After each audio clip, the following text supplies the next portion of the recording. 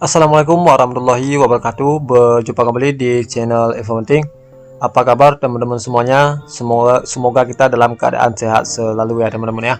Jadi di sini saya akan memberikan informasi terkait P3K paruh waktu. Nah, buat teman-teman di sini ada informasi ya.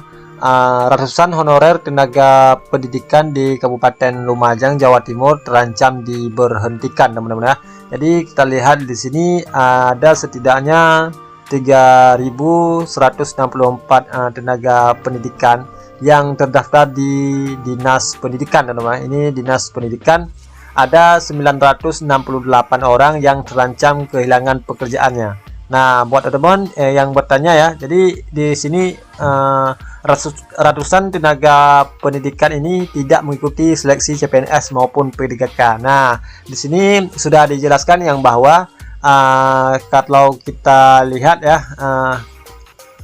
di sini tidak mengikuti seleksi CPNS maupun P3K. Nah, otomatis di sini akan terancam, teman-teman ya. Jadi akan kehilangan pekerjaannya.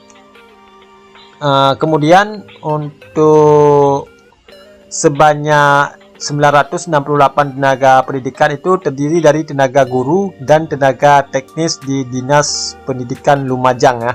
Nah, kalau kita lihat di sini, kalau untuk tenaga guru dan tenaga teknis ya, pada keputusan Menpan RB nomor 16 tahun 2025. Jadi untuk pengadaan P3K paruh waktu dilaksanakan untuk mengisi kebutuhan pada jabatan sebagai berikut, teman-teman ya. Yang pertama yang disebutkan tadi, yang sudah di sini diberhentikan ya, guru dan tenaga teknis, teman-teman ya. Yang dibutuhkan untuk P3K paruh waktu adalah di sini ada disebutkan guru dan tenaga kependidikan. Kemudian kalau untuk teknis di sini ada di huruf C ya, tenaga teknis. Nah, di situ karena diberhentikan karena tidak mengikuti seleksi CPNS maupun P3K, teman-teman ya. Kemudian untuk di sini coba kita lihat ya.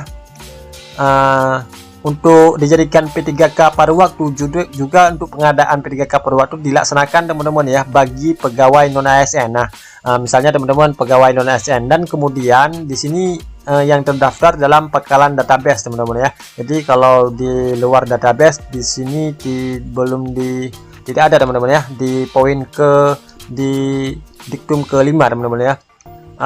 Pegawai non ASN Badan Kepegawaian Negara BKN dengan ketentuan sebagai berikut. Nah, ada ketentuannya, coba kita lihat di bawah ini, teman-teman ya. Nah, ketentuannya di sini, teman-teman ya, bisa dilihat, teman-teman ya. Nah, yang pertama, telah mengikuti seleksi CPNS tahun anggaran 2024 namun tidak lulus. Nah, berarti dijadikan ke P3K paruh waktu apabila terdaftar dalam database BKN. Nah, kalau kita lihat di sini kehilangan pekerjaannya 968. Nah, di sini disebutkan juga ratusan tenaga pendidikan ini tidak mengikuti seleksi CPNS. Nah, kalau tidak mengikuti seleksi CPNS, otomatis di sini sudah tidak terpenuhi, teman-teman. Kemudian telah mengikuti seluruh tahapan seleksi P3K tahun anggaran 2024 namun tidak dapat mengisi lowongan kebutuhan. Nah, yang B ini, jadi dia mengikuti seleksi P3K namun tidak mengisi lowongan kebutuhan atau kuota formasinya, teman-teman ya. Kalau kita lihat di sini, ratusan tenaga pendidikan ini tidak mengikuti seleksi CPNS maupun P3K. Nah, sudah jelas, teman-teman ya.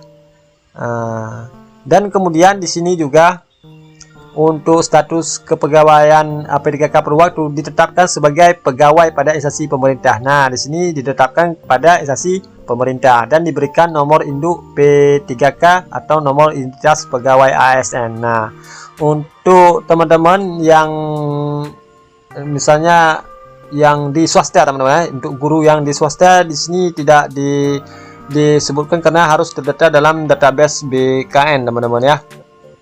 Nah, jika tidak terdaftar dalam database BKN, otomatis tidak dapat memenuhi persyaratan, teman-teman ya. Jadi begitulah ya informasi buat teman-teman semuanya.